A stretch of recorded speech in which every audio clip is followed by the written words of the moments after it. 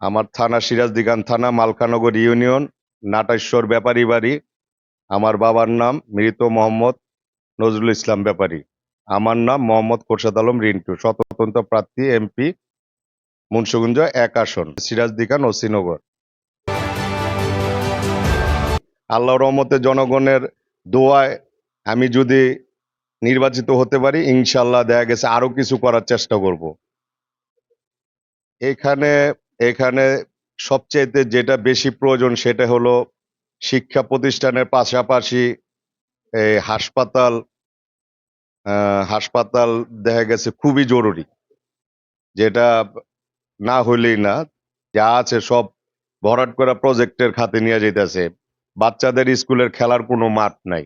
এটা নিয়ে খুবই জনগণ মুন্সিগঞ্জের এক এক আসনে দেখা গেছে জনগণ যারা আছে এটা বন্ধ করতে হবে যে কোনো কিছুর বিনিময়ে।